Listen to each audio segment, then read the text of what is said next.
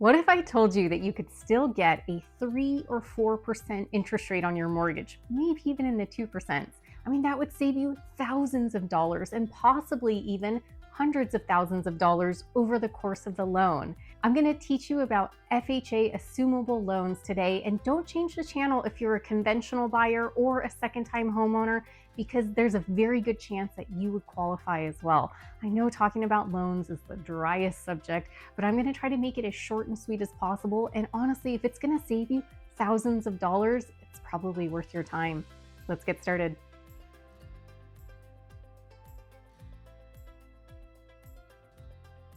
Hey there, welcome back to my channel. I'm Erika Monroe. I'm a realtor in the Bay Area, and I specialize in Solano County.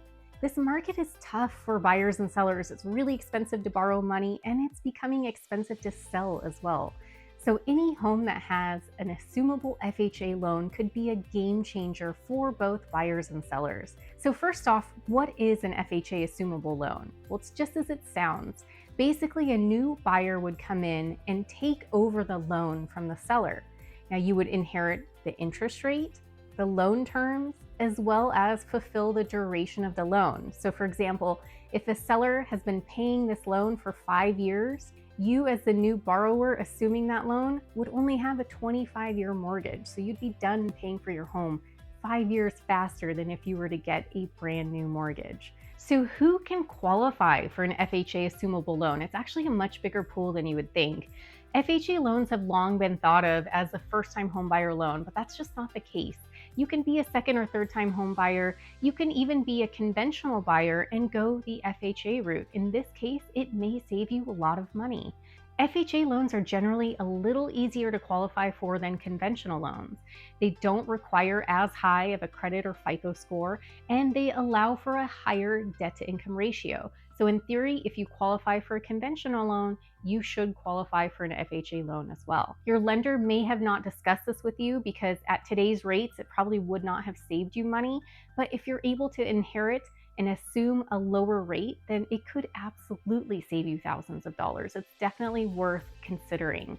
You can only have one active FHA loan at a time. So if you've had one in the past, you could still potentially be eligible. You just can't have two active simultaneously. And it's important to know that in order for that FHA loan to be assumable, the seller must have lived in the property for at least 12 months. They need to have had that loan for at least 12 months.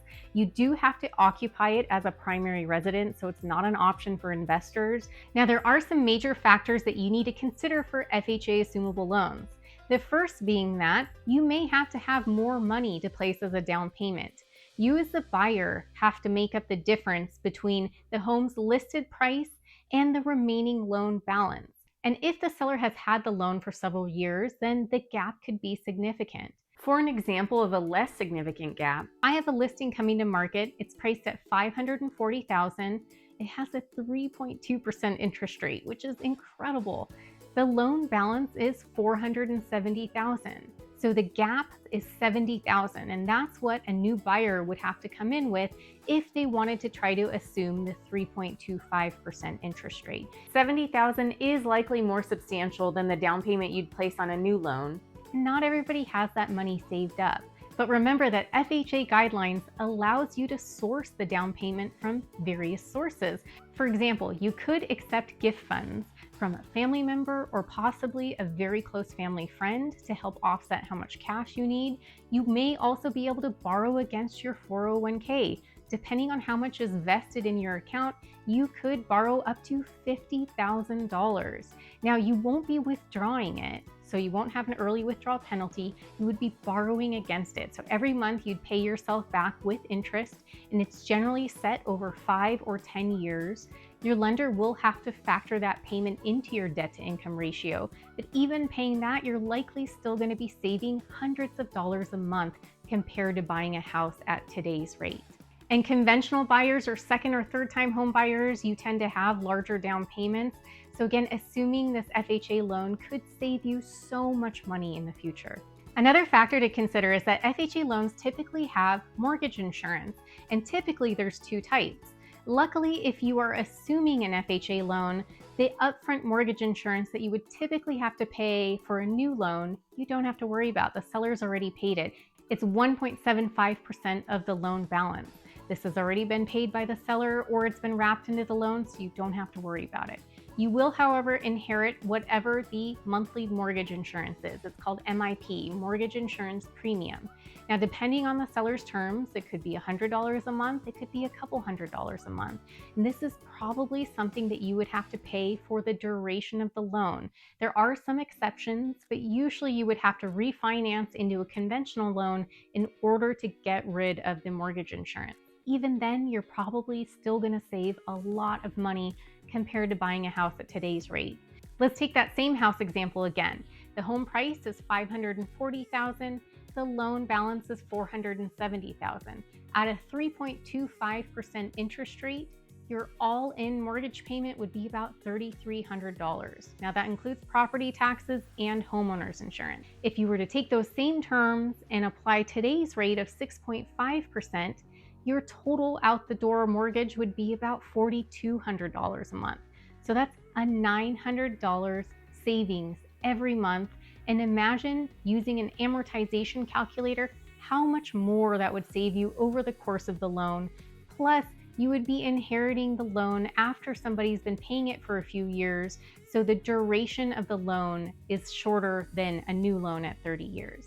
The last factor that I would encourage both buyers and sellers to really understand is that the timeline for an FHA Assumable loan to be approved is a little bit of a question mark. It's generally longer than your standard loan. It could happen in 30 days, probably closer to 45 to 60 days. It's a little bit of a question mark. So the uncertainty of timelines can be challenging. It's hard for a buyer to understand when they could potentially move into a new house, and it's difficult for a seller to understand how long are they going to have to pay a mortgage, and or if they are a contingent buyer themselves, how are they going to structure their offer on a new house to be a competitive buyer.